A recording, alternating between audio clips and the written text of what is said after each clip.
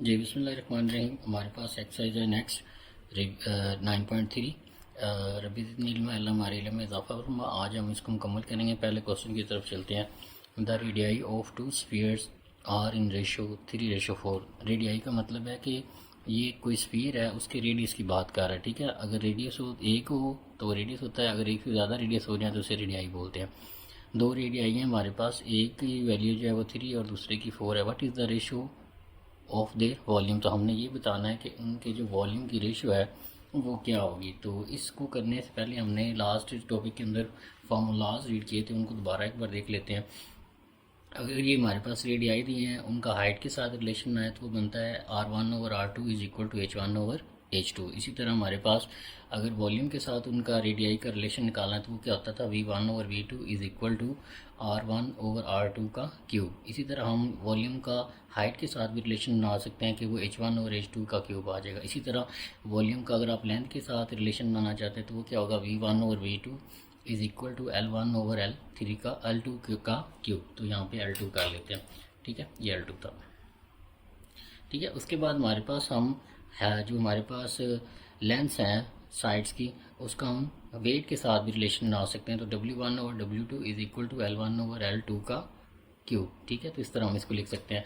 तो ये रेडियस और हाइट का आपस में रिलेशन है, ये रेडियाई और वॉल्यूम का रिलेशन है, हाइट और वॉल्यूम का रिलेशन है, ये लेंथ और वॉल्यूम का रिलेशन है, और ये लेंथ और वेट का रिलेशन है। तो हम क्वेश्चन नंबर 1 की तरफ चलते हैं। हमारे पास दो रेडियाई दी हैं। क्वेश्चन नंबर 1 है हमारे पास R1/R2 जो हमारे पास दी हुई है वो दी हुई है 3:4। तो हम इसको लिख लेते हैं 3:4। अगर हम इसको लिखना चाहें तो हम इसको ऐसे भी लिख सकते हैं R1/R2 इज इक्वल टू 3/4। तो हमने इसका रिलेशन जो है किसके साथ निकालना है, वॉल्यूम के साथ। तो वॉल्यूम के साथ इसका रिलेशन क्या बनेगा, V1/V2 is equal to R1/R2 का क्यूब। तो R1 की वैल्यू क्या है, 3 आ गया, R2 की वैल्यू क्या है, 4, तो 4 आ गया। अब 3 का क्यूब कर लें और 4 का क्यूब कर लें तो ये रेडियाई का जो रिलेशन है वो हमारे पास वॉल्यूम के साथ आ जाएगा। तो 3 का क्यूब क्या होता है 9 और 4 का क्यूब क्या होता है 64। सो ये 27 होगा। 3 का स्केयर करेंगे तो 9 आ जाएगा, फिर दोबारा मल्टीप्लाई करेंगे तो 27 हमारे पास आ जाएगा। ठीक है, तो वॉल्यूम का रेशो को इसको लिखेंगे तो हमारे पास बन जाएगा 27:64। तो ये हमने रेडियाई को वॉल्यूम के रिलेशन में लिखना था, तो इस तरह से इसको लिख लेंगे। ठीक है, ये हमारे पास क्वेश्चन नंबर 1 है। नेक्स्ट चलते हैं क्वेश्चन नंबर 2 की तरफ।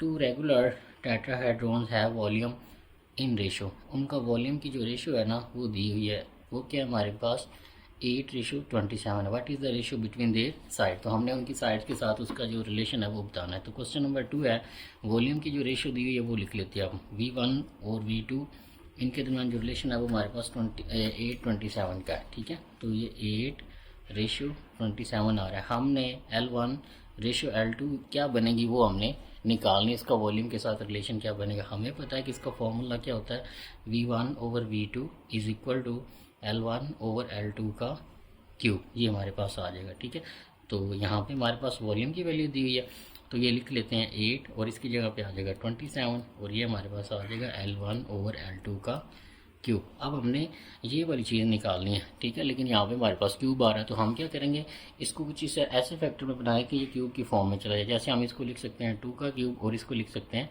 3 का cube is equal to L1/L2 का क्यूब। फर्दर हम इसको ऐसे भी लिख सकते हैं 2/3 का होल क्यूब L1/L2 का क्यूब। दोनों तरफ पावर 1/3 ले लें। ये 3 था, इसके साथ 1/3 ले लिया। L1 L2 यहाँ पे 3 था, इधर भी 1/3 ले लिया। तो हमने क्या किया, बोथ साइड 1/3 ले लिया। तो ये इससे कैंसिल हो जाएगा, ये इससे कैंसिल हो जाएगा। तो ये 2/3 इज इक्वल टू L1/L2। अगर हम इसको रेशियो की फॉर्म में लिखेंगे तो वो 2:3 इज इक्वल टू L1/L2। तो ये हमारे पास इसका आंसर बन जाएगा। ठीक है, आप इसको ऐसे भी लिख सकते हैं L1/L2 इज इक्वल टू 2:3। तो ये हमने इसका रिलेशन निकालना था। ठीक है, तो इस तरह से ये हमारे पास क्वेश्चन नंबर 2 जो है वो कंप्लीट होता है। नेक्स्ट चलते हैं क्वेश्चन नंबर 3 की तरफ।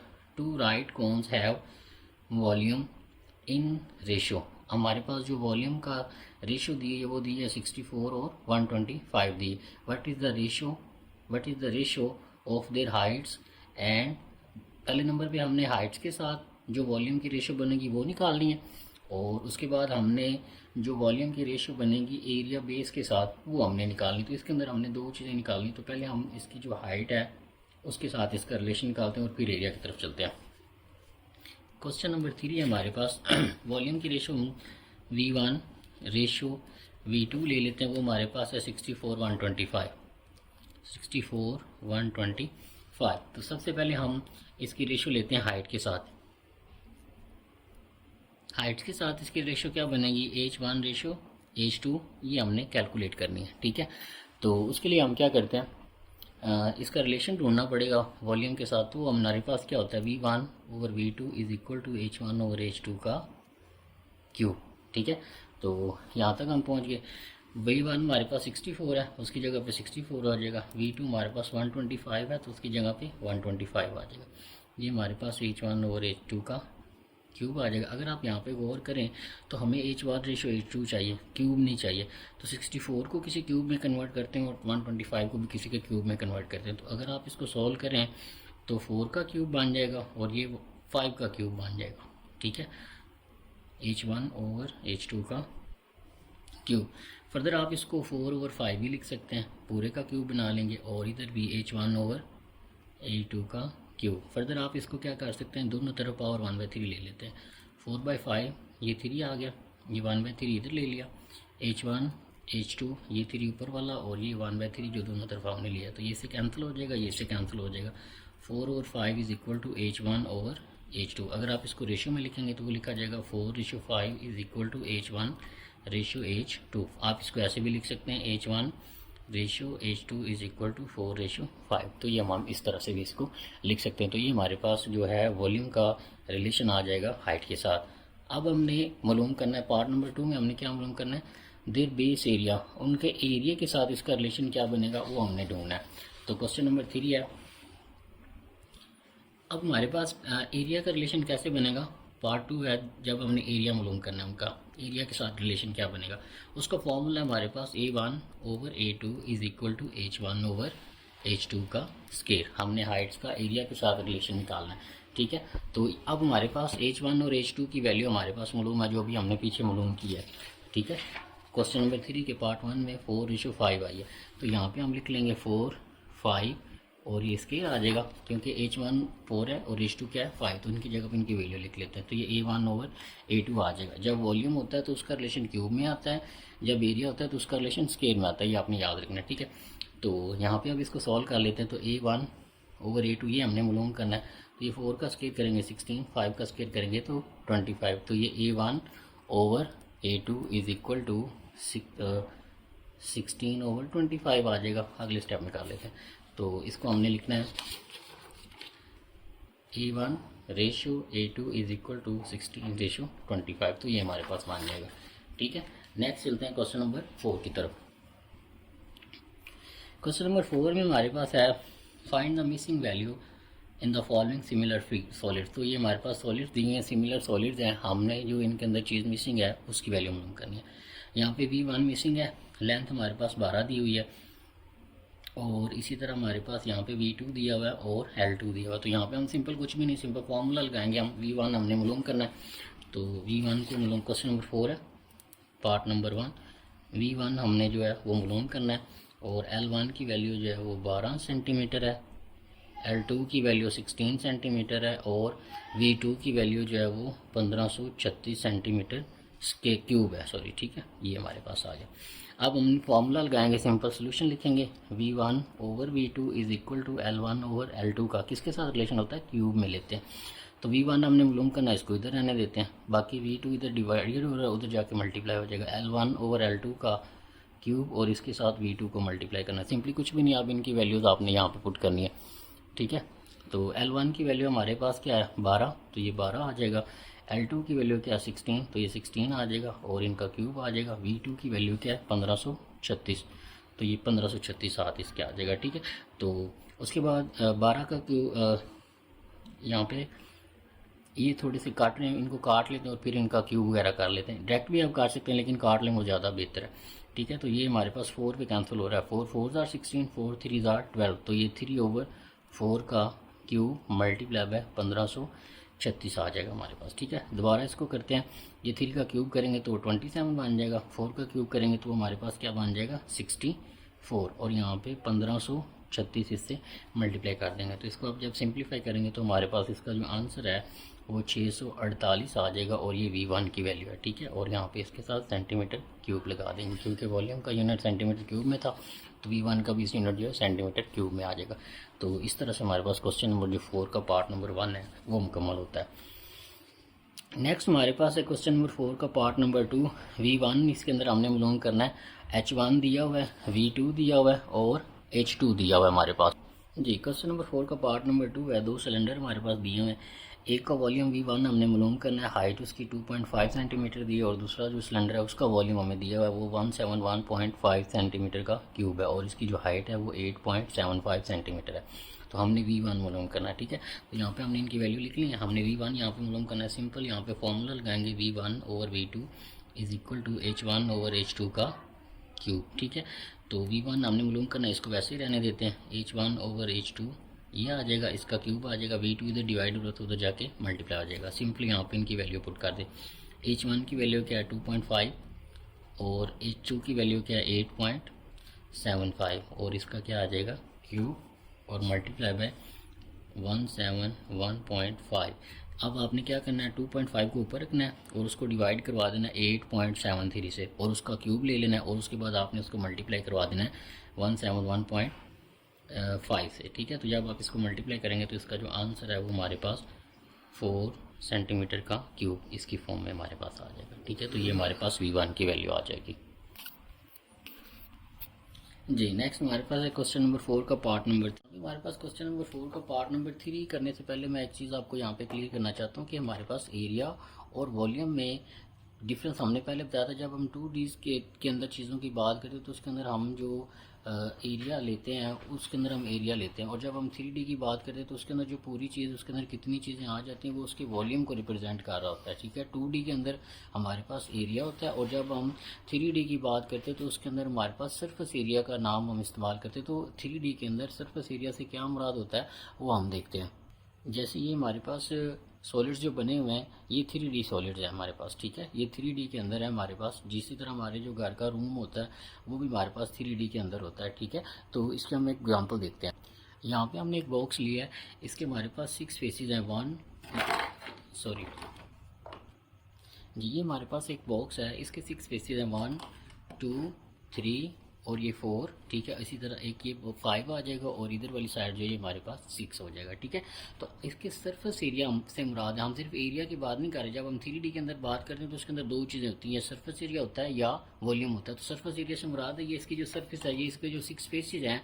फॉर एग्जाम्पल हमने इसको पेंट करना है, इधर से करेंगे, इधर से इधर से इधर से 6 फेसेज बनेंगे। तो इन 6 फेसेज को जो हम पेंट करेंगे वो इसकी सरफेस को हम पेंट कर रहे हैं, तो ये इसका सरफेस एरिया होगा, ठीक है। और ये 3D फिग के अंदर जितना इसके अंदर हम चीज़ें पुट कर सकते हैं, इस बॉक्स को भर सकते हैं, जितना ठीक जो इसकी भरने की कैपेसिटी है उसको हम वॉल्यूम कहते हैं। तो ये आपने याद रखना है कि 2D के अंदर जितनी चीज़ों को हम भर सकते हैं वो उसका एरिया कहलाता है और 3D के अंदर जितना कोई हमारे पास बॉडी का साइज़ है या जितना बॉक्स का साइज़ है उसको जितना हम फिल कर सकते हैं वो क्या कहलाता है, वॉल्यूम कहलाता है।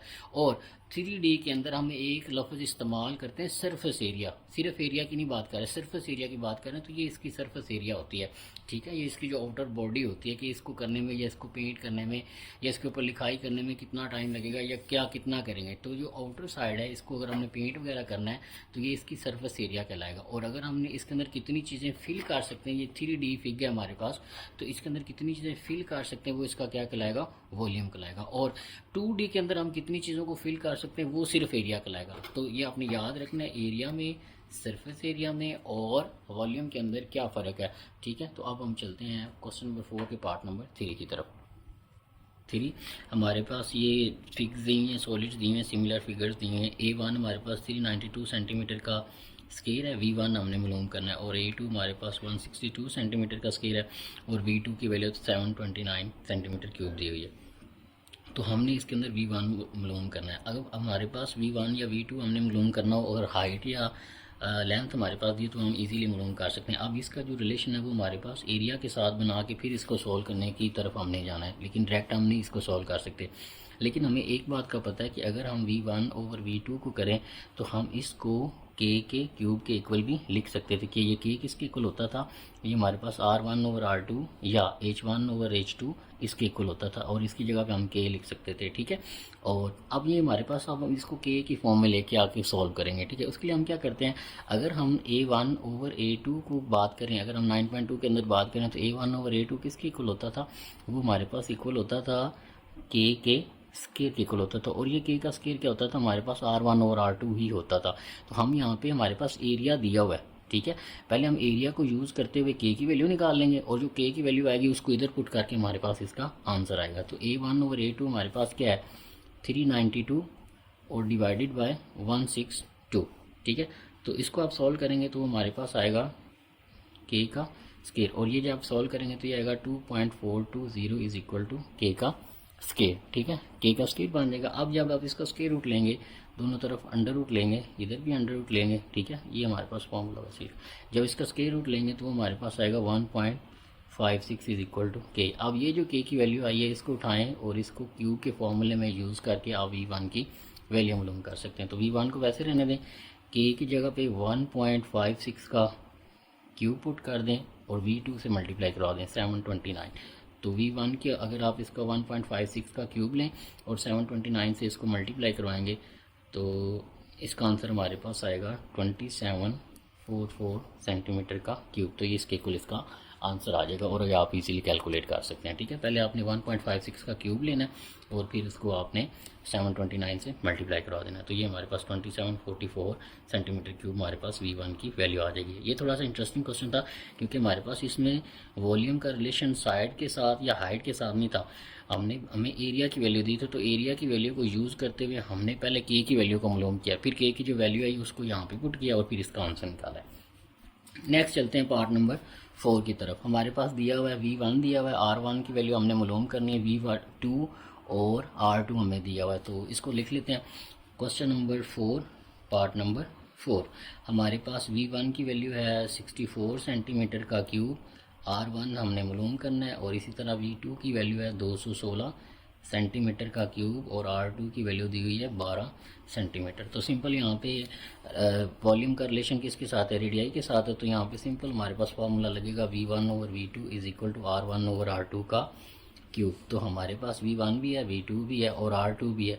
तो सबसे पहले हमें यहाँ पे इसका जो क्यूब है उसको ख़त्म करना पड़ेगा। तो उसके लिए हम इनकी वैल्यू पुट करके इसको सॉल्व करते हैं। V1 की जगह पे 64 आ जाएगा और V2 की जगह पे 216 आ जाएगा। ठीक है, और यहाँ पे हमारे पास R1 तो हमने मालूम करना है, उसको वैसे ही रहने देते हैं। R2 की जगह पे हम 12 पुट कर सकते हैं। जिसका क्यूब आ गया।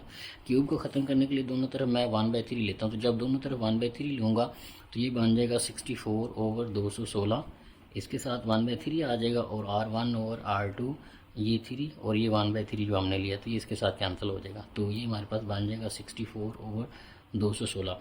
अब अगर आप इसकी ये 1/3 लिख लेते हैं। ठीक है, अब अगर आप थोड़ी सी गौर करें तो ये R1 और R2 की वैल्यू क्या है, 12। तो मैं यहाँ पे 12 लिख लेता हूँ। यहाँ पे R2 तो 12 लिखा गया तो कोई इशू नहीं। ठीक है, तो ये 12 है, ये इधर डिवाइड हो रहा है, इधर जाके मल्टीप्लाई हो जाएगा।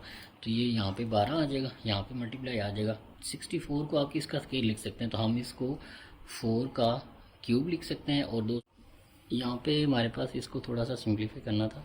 यहाँ पे जो 216 होता है ना हमारे पास, ठीक है, ये 216 आ रहा है। तो ये 216 है हमारे पास। 216 को जब आप सॉल्व करना शुरू करेंगे तो ये हमारे पास 6 का क्यूब बनेगा। तो यहाँ पे इसको 6 का क्यूब लिख लें। और ये भी हमारे पास जब ये 1/3 इसके ऊपर भी आएगा और इसके ऊपर भी आएगा तो 3 3 कैंसिल, इसका भी 3 3 कैंसिल, तो ये 4/6 आ जाएगा। तो यहाँ पे इसको थोड़ा सा कट कर लेते हैं। 6 1 are 6, 6 2 are 12, तो 2 4 are 8 और ये R1 की वैल्यू आ जाएगी। रेडियस हमारे पास सेंटीमीटर में था तो इसके साथ सेंटीमीटर लगा लेते हैं। तो ये हमारे पास इस तरह से हम R1 की जो वैल्यू है उसको कैलकुलेट कर सकते हैं। नेक्स्ट चलते हैं क्वेश्चन नंबर 5 की तरफ। The ratio of corresponding length of two similar canonical cans 3:5। दो हमारे पास कैन है कैनोनिकल फॉर्म के, उनकी जो लेंथ की रेशियो दी हुई है वो 3:2 दिया हुआ है। ठीक है, आपने क्या करना है, the large canonical canonical can have surface area, उसका जो एरिया है वो 96 मीटर का स्क्वायर है। Find the surface area of the smaller canonical, तो जो हमारे पास छोटा कैनोनिकल कैन है उसकी हमने एरिया मालूम करना है। अब अगर आप थोड़ा सा गौर करें तो ये हमारे पास एरिया का क्वेश्चन आ गया, ठीक है। तो ये क्वेश्चन नंबर 5 का पार्ट नंबर 1 है हमारे पास। सबसे पहले हमारे पास जो लेंथ दी हुई है ना वो दी हुई है L1 रेशियो L2, वो हमारे पास दी हुई है 3:2। अगर साइड बड़ी है तो एरिया भी बड़ा होगा और साइड छोटी है तो एरिया भी छोटा होगा। तो यहाँ पे पहली लेंथ हमारे पास बड़ी है तो हम एरिया 1 जो है उसको बड़ा मान लेते हैं और वो 96 मीटर का स्क्वायर ले लेते हैं और A2 हमने मालूम करना है। तो यहाँ पे सिंपल फार्मूला लगाएंगे A1/A2। एरिया का रिलेशन अगर लेंथ के साथ बनाते हैं तो वो किसकी फॉर्म में आता है, स्क्वायर की फॉर्म में आता है, ठीक है। तो यहाँ पे हमारे पास आ जाएगा A1 की वैल्यू हमारे पास क्या है 96, तो ये 96 आ जाएगा। A2 की वैल्यू क्या है वो हमने मालूम करनी, तो उसको वैसे रहने देते हैं, ठीक है। L1/L2 करेंगे तो ये आ जाएगा 3/2 का स्क्वायर, ठीक है। तो ये आ जाएगा 96/A2 इज इक्वल टू 9/4, ठीक है, जब हम इसका स्क्वायर ओपन करेंगे, ठीक है। तो यहाँ पे हम चले गए A1/A2 आ गया, L1/L2 का स्क्वायर आ गया, A1 की जगह पे 96 आ गया और A2 हमने मालूम करना है तो उसको वैसे रहने दिया, ठीक है। तो ये हमारे पास 3 का स्क्वायर आ जाएगा और A2 का स्क्वायर करेंगे तो 9/4 बन जाएगा। A2 हमने मालूम करना है, इसको इधर ले जाते हैं तो यहाँ पे A2 आ जाएगा, 9 इधर मल्टीप्लाई हो रहा था इधर आके डिवाइड हो जाएगा और 4 इधर डिवाइड हो रहा था इधर जाके मल्टीप्लाई हो जाएगा, ठीक है। तो ये 4 मल्टीप्लाई बाय 96/9 हमारे पास इज इक्वल टू A2 आ जाएगा, ठीक है।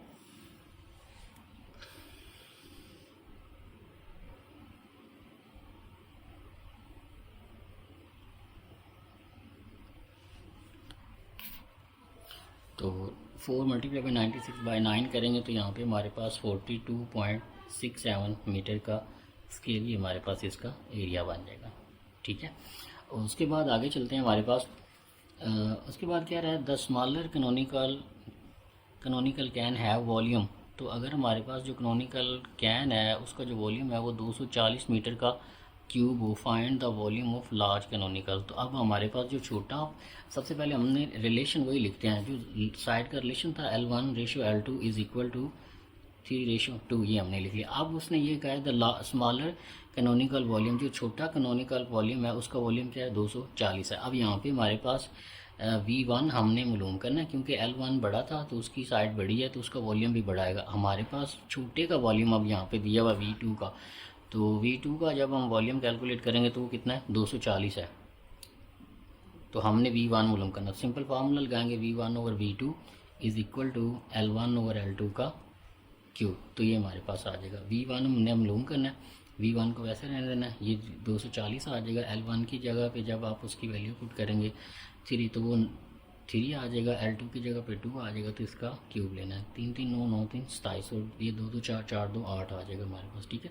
V1 240 इधर डिवाइड हो रहा था इधर जाके मल्टीप्लाई हो जाएगा, तो 240 को 27 से ज़रूर कराएँ और 8 से डिवाइड करवा दें तो V1 की वैल्यू जो है वो हमारे पास आ जाएगी 801 मीटर का क्यूब, 8107 मीटर का क्यूब हमारे पास। वॉल्यूम का यूनिट क्यूब में होता है तो ये क्यूब की फॉर्म में ले लेंगे, ठीक है। ऊपर हमारे पास जो वॉल्यूम था वो भी मीटर क्यूब में था तो यहाँ पे मीटर क्यूब में ले लिया। अगर सेंटीमीटर क्यूब में होता तो फिर इसके साथ भी सेंटीमीटर क्यूब आना था। नेक्स्ट चलते हैं हमारे पास क्वेश्चन नंबर 6 की तरफ। The ratio of the height of two similar cylinder water tanks, जो हमारे पास वाटर टैंक है सिलेंडर की फॉर्म में, उनकी जो हाइट है वो हमारे पास L1 और L2 जो है उसकी ये रेशियो दी है 5:3 दी। The surface area of larger tank, जो सरफेस एरिया है हमारे पास लार्जर टैंक का वो हमारे पास 250 स्क्वायर मीटर है। And find the surface area of smaller tank, तो हमने स्मॉलर टैंक का एरिया जो है वो मालूम करना है। यहाँ पे भी वही क्वेश्चन है हमारे पास कि अगर हमारे पास उनकी हाइट्स की जो रेशियो है, क्वेश्चन नंबर 6 है, अगर उनकी हाइट्स की जो रेशियो है वो हमारे पास क्या है L1/L2 ले रहे हैं तो ये 5:3 बन जाएगी। अब इसका मतलब L1 बड़ा है और L2 क्या है छोटा है, तो एरिया भी जो A1 होगा वो बड़ा होगा, वॉल्यूम भी A1 का बड़ा होगा, V1 का बड़ा होगा, ठीक है। इसी तरह जो A2 होगा उसको हम एरिया छोटा लेंगे और वॉल्यूम V2 को भी वॉल्यूम जो है छोटा लेंगे। The surface area of larger tank, जो बड़ा टैंक है उसका स्क्वायर एरिया कितना है, स्क्वायर मीटर कितना है 250।